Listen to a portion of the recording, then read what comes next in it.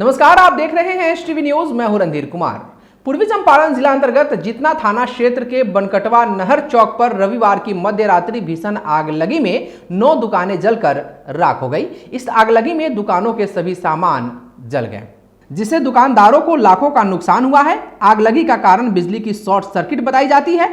प्रत्यक्षदर्शियों ने बताया कि आग इतनी भयानक थी कि देखते ही देखते आग ने 9 दुकानों को अपनी आगोश में ले लिया और सब कुछ देखते ही देखते स्वाहा हो गया। आज सुबह बेतिया लोकसभा के भावी प्रत्याशी सह मोतिहारी के मंजर हॉस्पिटल के डायरेक्टर डॉक्टर मंजर नसीम जनसुराज की पूरी टीम के साथ घटनास्थल पहुंचे और पीड़ितों से मुलाकात की और उनका दर्द बांटने की कोशिश की और तुरंत सिकरहना एसडीएम इफ्तिखार अहमद से फोन पर बात करते हुए अग्नि पीड़ितों को हर संभव सरकारी सहायता उपलब्ध कराने की बात कही।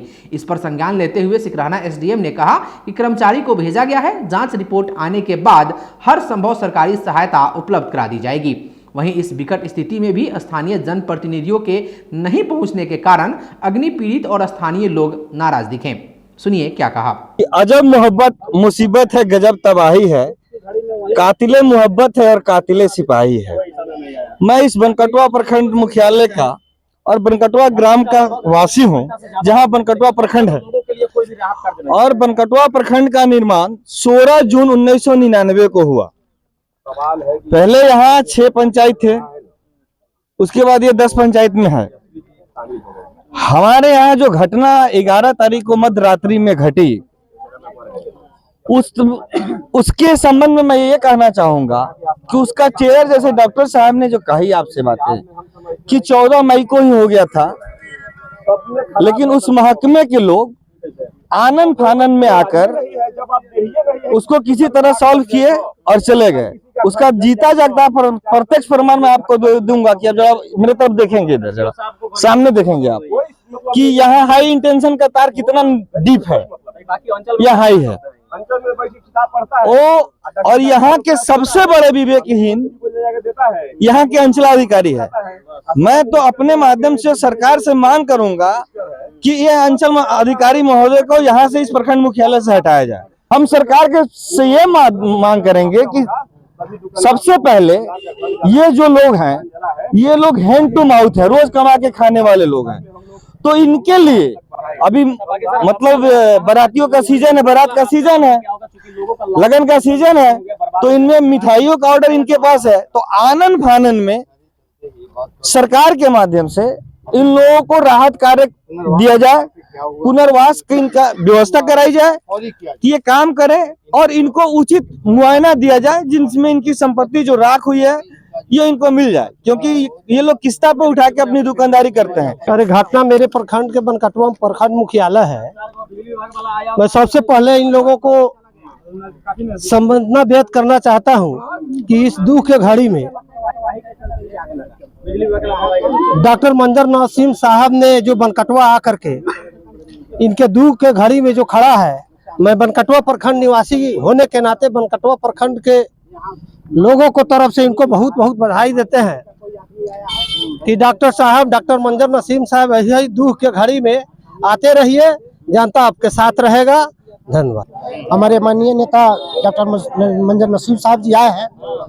इनको हम लोगों ने जानकारी दिया, यहाँ के लोगों ने हम लोगों को फोन किया, तुरंत हम लोगों ने कहा, इन लोग कहा कि सूरज जी कल हम लोग सुबह सुबह चलिए घटनास्थल का इंक्वायरी किया जाए, वहाँ की जनता का समस्या को सुना जाए। इन्होंने आया और अपने स्तर से इनके साथ हम लोग पूरे जनता के सहयोग के लिए जितना हम लोगों से बन सके, हमारे पार्टी के जन स्वराज पार्टी की तरफ से हम सभी लोगों को सहयोग करने का आश्वासन देता हूं और भरोसा देता हूं, और सब लोग को हम लोग अपने अथक प्रयास से मतलब जहां तक हो उतना तक मदद हम लोग करेंगे।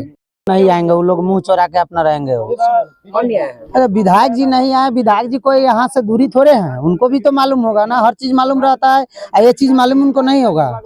वो आएंगे अपना वोट मांगने के समय में आएंगे, अपना दुख यहाँ लोगों को बड़ा बताएंगे, और जो मैंने यहाँ का जनता का दुख है उस दुख के लिए वो नहीं आएंगे। कहने का मतलब है वोट के समय में वोट लूट करके ही लोग चला जाता है।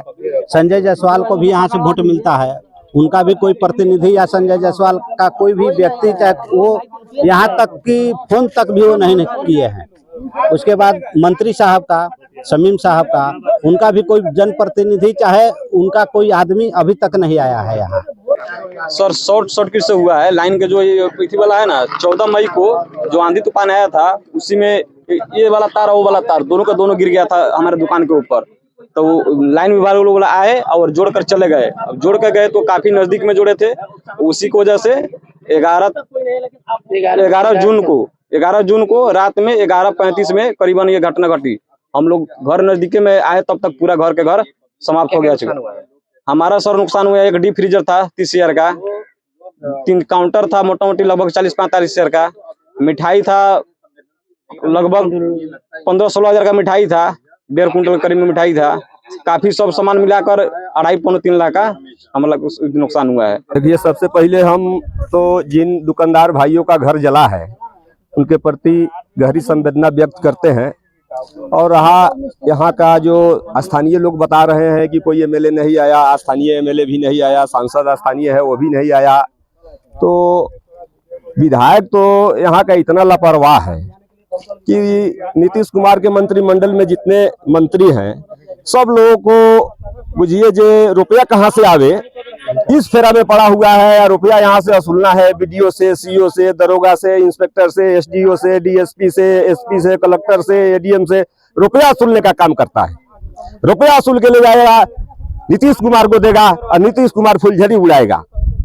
इस परिस्थिति में गरीब दुकानदार का घर जला है, उन्हें पूछने वाला नहीं है।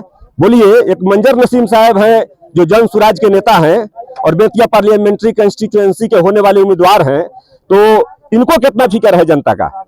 ये आए हैं सब लोगों के बीच अपना दुख दर्द बांटने आए हैं, सब लोगों का बात सुनेंगे, जाके कलेक्टर साहब से ही बात कहेंगे, सीओ साहब से ही बात करेंगे। सीओ तो बुझिए जो नीतीश कुमार जितना सीओ का बहाली किया है, जो सबसे कंडम सीओ है बनकटवा वाला।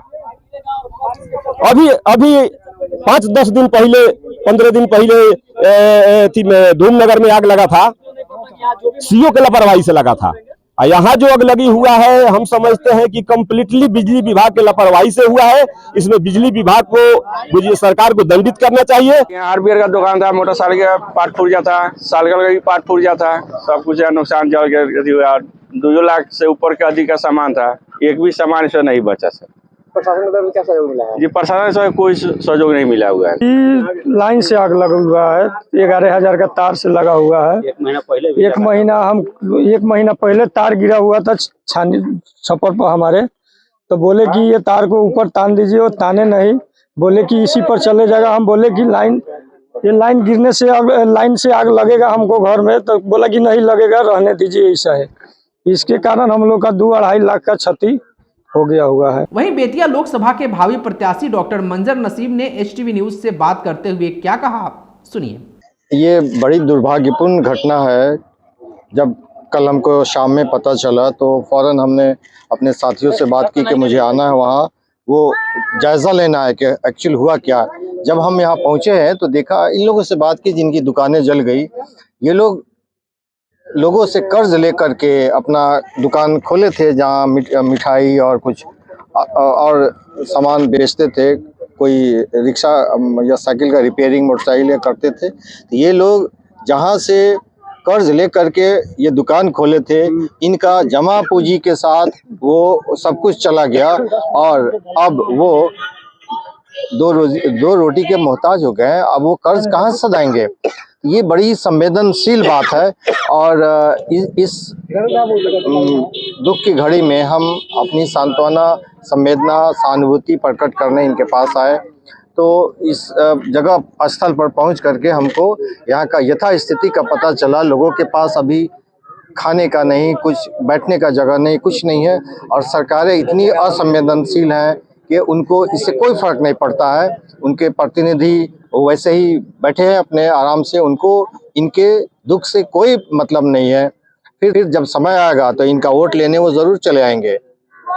तो ये परिस्थिति बहुत ही मतलब दुर्भाग्यपूर्ण है कि लोग इतने असंवेदनशील हो गए हैं, प्रतिनिधि जिनको अपनी जनता से कोई मतलब नहीं है, इनके दुख सुख में कोई फर्क नहीं पड़ता है।